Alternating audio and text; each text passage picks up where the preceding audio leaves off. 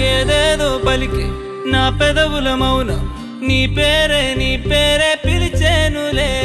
నీ పిచ్చితోనే అల్లాడే ప్రాణం నిన్నే